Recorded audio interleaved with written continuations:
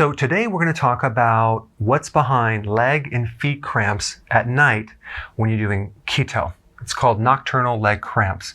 So if you try to look this up, you're not going to really find very much. In fact, they don't really know what causes it. I'm just going to give you my 2 cents on this because we've gotten some really good results dealing with leg cramps when you're doing keto. This is really an electrolyte problem. Electrolytes are electrically charged minerals that help the conductivity of certain things in the body, specifically muscles and nerves, and they help push fluid in and out of the cells. So we're talking about potassium, magnesium, calcium, things like that. So the 2 most common minerals involved with cramps are potassium and magnesium. Okay? The symptoms of a potassium deficiency are very similar to a deficiency in magnesium. Magnesium, by the way, is a cofactor. It's a helper mineral in over 300 enzymes. So it's involved in anything nerve and muscular, including the heart. It generates ATP, which is the energy of the cell. And so if you're deficient, you're going to get tired. You're going to have muscle weakness, tremors, okay? It could be like little resting tremors, arrhythmias, which is an abnormal rhythm of the heart, and hypokalemia, which is basically low potassium. So if you're low in magnesium, you can also then affect the potassium levels.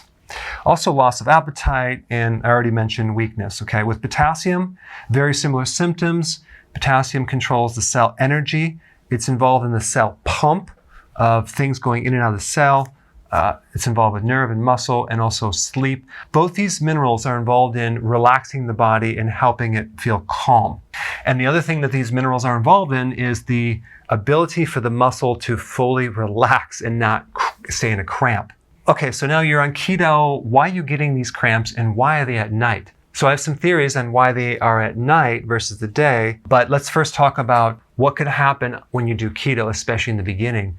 When you are in keto adaptation, your body does require more potassium and more magnesium, especially if you're going into keto coming off of a high carb diet, because you've already been depleted, because higher amounts of carbs will deplete these. And so you're now going into keto and you're doing IF, and your body's using your reserves, which if you don't have much there, you can end up with a deficiency.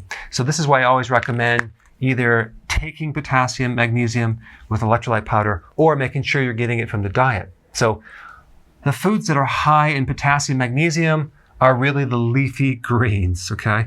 At the heart of the chlorophyll molecule, which is all the green stuff in those leafy greens, you have magnesium. So magnesium are in the greens, also potassium are in the greens. And I've been recommending consuming 7 to 10 cups a day. Now you might say, well, that's a lot of greens, and when I consume that, I might get bloated, in which case that means that you have an intestinal problem and you probably want to lower it, okay? But if you don't have an intestinal problem, you want to start to increase your greens.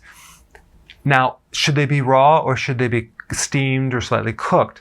I would say do 50-50, because when you cook them, you actually do enhance certain phytonutrients and you do increase the availability of certain nutrients. And on the other hand, when you have some raw, you also get other factors like enzymes and you get other nutrients that are a little bit higher. But as far as minerals go, when you steam vegetables, you're not going to lower your mineral content unless it drains out into the liquid, into the water that you're boiling it with. But if you're steaming it and you're consuming the whole thing, you actually are increasing the absorption of minerals because you're getting rid of some of the anti-nutrients, which I'm going to do a separate video on that. Also, when you're steaming the vegetables or you're stir frying them, a lot of people have an easier time of consuming them. They're easier to digest. But here's the thing that I want to talk about, okay? So here you are, you're on keto and you're doing a lot of greens and you're still getting cramps. That is because your salt is too high. When you increase your salts, you actually can throw off the ratio.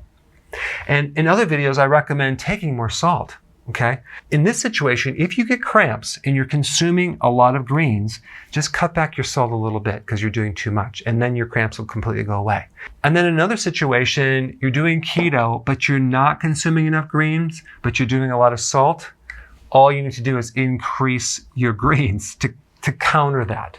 And of course, I'm recommending sea salt, not regular table salt. But these are some just really key insights that you need to know, that salt tends to throw off these two minerals here, and then you'll have this imbalance. Last scenario, you're getting a cramp because your pH is off. Now I'm talking about the blood pH. So normally the pH of the blood should have a very tight, small band of being slightly alkaline. Okay, so it is alkaline, but it's just slightly alkaline.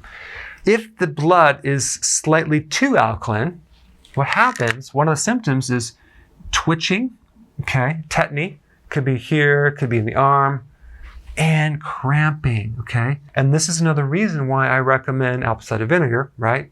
In your water through the day, because adding apple cider vinegar can help just push your pH into the right level, make it not as alkaline, and then you'll start absorbing these minerals a little bit better, including calcium, okay?